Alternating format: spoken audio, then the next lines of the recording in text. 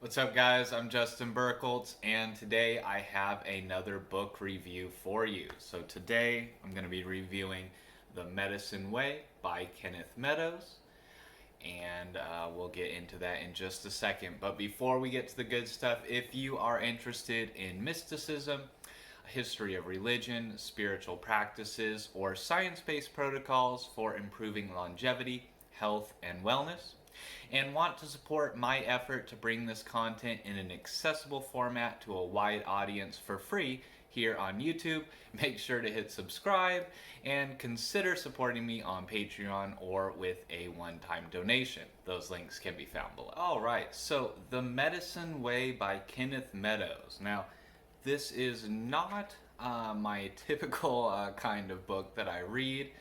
Actually, I first came across this book in the Native American section of my local library. There's a library branch just a couple blocks away from me. And so I like to walk over there and browse around and see what kind of interesting books I find. And this one was the only book in that section that wasn't just purely historical, facts about Native Americans. And so it kind of stood out on the shelf, and I picked it up and I flipped through it, and it looked really interesting, so I decided to check it out. And as I was reading it, I read through the first part of the book, and I got to part two. It's split up into two parts here. I'll show you. The table of contents there. Hopefully you can read that. So I got through the first part that he calls the preparation, which is mostly like a normal book. It's just teaching you information about Native American history and Native American spirituality. And then once I got to part two of the book, I realized that this wasn't something I was going to be able to just check out from the library and read and really get to really understand the book and get the most out of it, because there are so many practical exercises and activities involved, especially in the second part of the book. So what he calls the realization is basically a number of exercise and practices that you do in order, following this specific path. So actually, on the back side of the table of contents page there, you can see there's a list of exercises, adventure tasks, and rites or rituals. So there are 6 exercises, 6 adventure tasks, and 5 rites included in the book. And only the first adventure task is in the first part of the book. All the rest of that is going to be found in the second part of the book. So once I got to there, I did read through that part of the book, but I really wanted to engage with it more, and so I picked up a copy for myself. And I'm really glad that I did, because it is very different for me. It's kind of more in the classic new age genre. It is an older book as well. So this book was published in 1990, and so it's definitely of that era.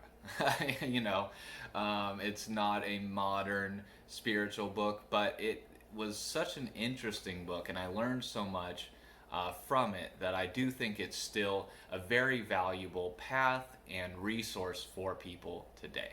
So as I mentioned, there are a number of practical exercises, tasks, quests, and rituals involved if you actually go through the book and go through the path as it describes it. And this is what I really liked about it. So, my favorite kind of book is one that meets essentially 3 criteria, in that it provides valuable knowledge, it inspires people to act, and provides practical exercises or guidance on how to put that knowledge into practice and really embody it and internalize it. Because I think a lot of times there's great books out there that have tons of valuable information. People read it and they immediately forget it. They don't apply it to their life. It doesn't make any difference in their life other than, maybe an amusing or entertaining read, or maybe it spurred a few philosophical thoughts or a little bit of interoception, but not much change comes from just a typical book. So the kind of books that I like are not just telling you information, they're books that ask you to do things. So if you pick up any of the books that I've written, my ebooks that are going to be the same way, it's going to have some information, it's going to be exercises and practices and rituals. Because I don't think real transformation can come simply from learning information or reading a book. I think if you really want to change your life and yourself, your personality, your character traits, to develop virtues or cultivate wisdom, I think you have to do things. And so that's why I really like practices, rituals, ceremonies, quests, adventure tasks, whatever you want to call it. Those kinds of things get you to engage with the world. They get you to behave in ways that you don't normally behave. And when you do that, it changes the way that you think as well. So I think the best way to change our inner life is by actually engaging our exterior senses in ways that are intentional and not just reactive or part of our default kind of activity of the day. So when we actually take time and intention to do very specific things for our own personal growth and development, I think that is what leads to real change and transformation. And that's why I liked this book so much. So I do want to just cover real quickly here chapter 2 of the book. I mentioned this in my write-up on the blog as well. Chapter 2 here is called Ancient Origins. It's a very short chapter, 10 pages. So it's just 10 pages, and he talks about some kind of outdated New Age concepts. He refers to these crystal skulls that were supposedly pre-Columbian, Mayan, or other Native American artifacts, and they supposedly have some kind of special kind of psychic abilities or powers or something like that. He really doesn't go into very much detail on it, except to say that, oh, there's something there in the crystal. But honestly, all of that has been debunked at this point. Those quartz crystal skulls are beautiful artifacts, but they were made by skilled artisans in Europe, in Germany, in the late 19th and early 20th centuries, using modern tools and equipment that has been proven at this point by scientific analysis that was done much after this book was published. So there were analyses run on those crystal skulls in the late 90s and early 2000s that proved that they are not, in fact, ancient artifacts, but modern works of art.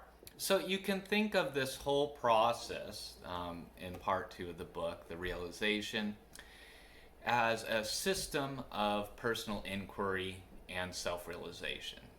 So I think he calls the book, a shamanic path to self-mastery.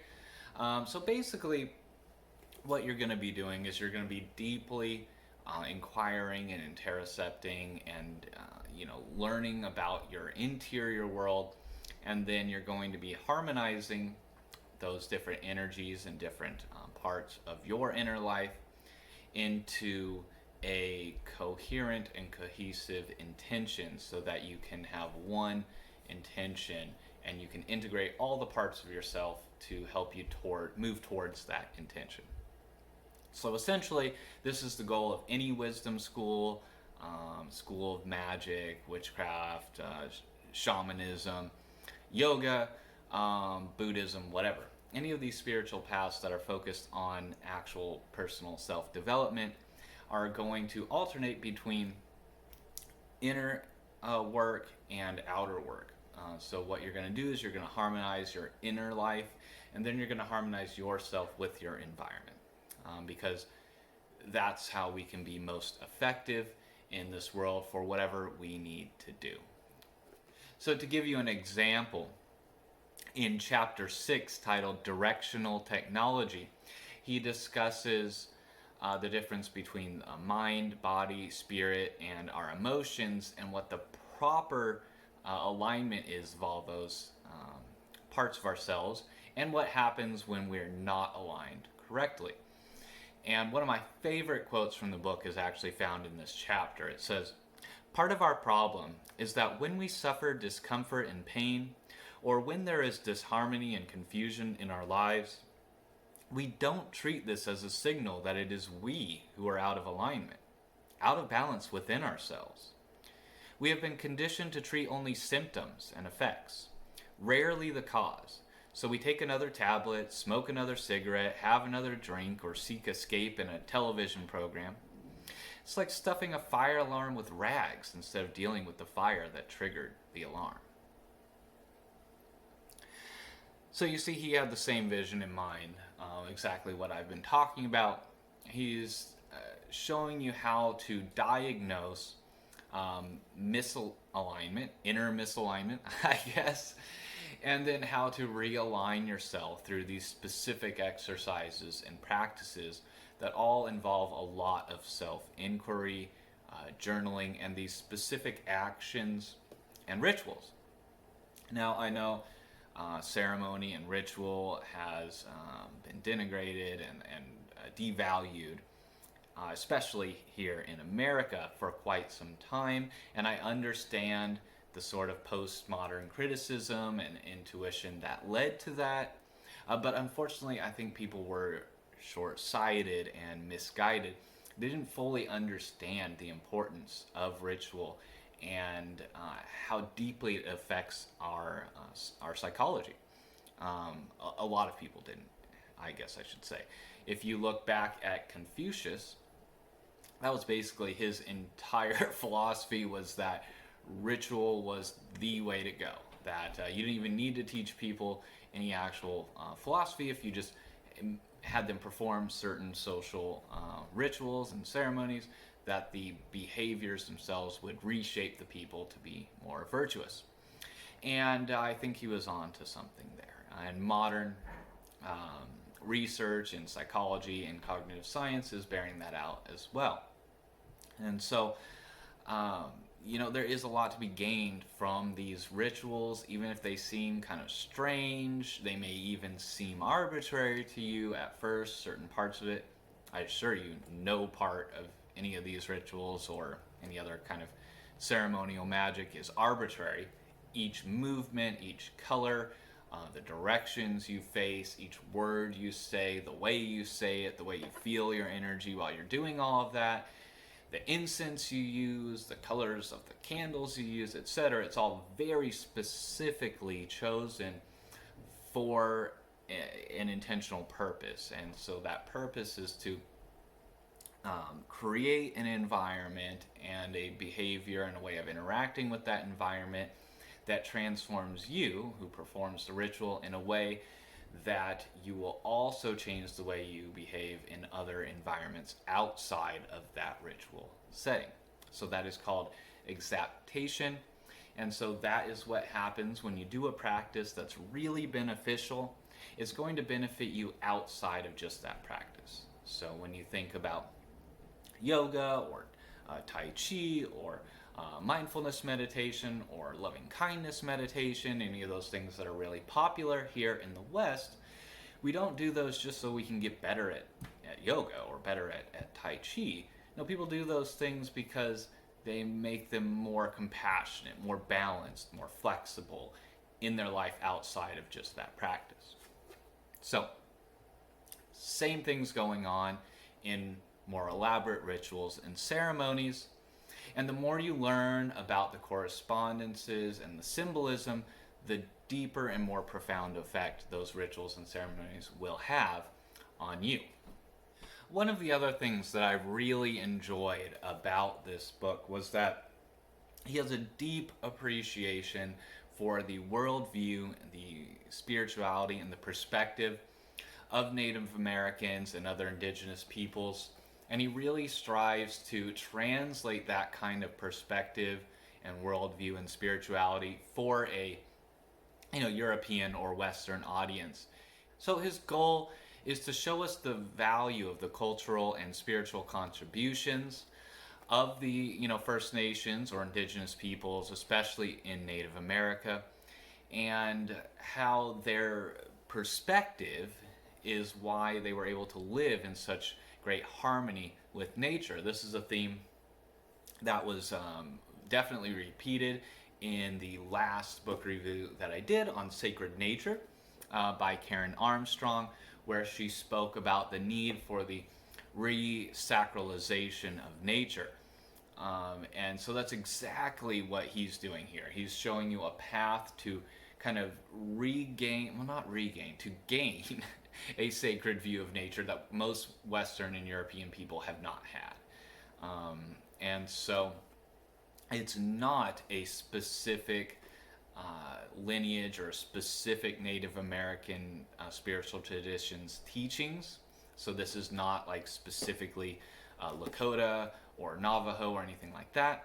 It is a kind of translation of the Native American perspective and their ideas about spirituality for a Western audience in a way that should bring us closer to nature and closer to that sacred view of nature, while also allowing us to more deeply understand ourselves and integrate ourselves internally and externally with our environment. Overall, I thought that The Medicine Way by Kenneth Meadows was an excellent book, even though there is some amount of outdated kind of new agey notions in it, mostly, like I said, in chapter 2.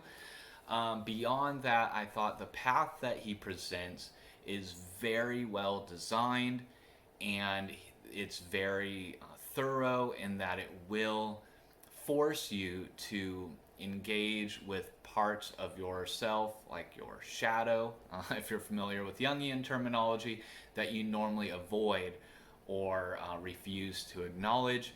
And that's going to force you to gain insight and self-realization. And then if you do each practice, you will harmonize your inner life better. You will grow to understand yourself better, and you will learn how to harmonize your interior life into, like I said, a more cohesive, single-pointed intention, and that'll allow you to do whatever you want to do more effectively. So I think it's a great way to cultivate wisdom and self-realization. And I think there's a lot of really fun and interesting tasks and exercises involved as well. There's some beautiful poetry in it. And there's a lot of just very interesting information about Native American spirituality and history that I really enjoyed learning about as well. And I definitely feel like I learned a lot about myself and about my American brothers and sisters. So I think this is a great book if you can get over just a little bit of New Age rhetoric and you really want to get your hands in the dirt and do something that's going to be best for yourself. I think this is a really good book for you. So if that interests you, I will have a link in the description for you if you want to pick up a copy. And definitely check out my other book reviews as well on the channel. And if you like the video, make sure to hit the like button, hit subscribe if you haven't already, and check back often so you don't miss any of the other upcoming content. All right, hope you have a good day.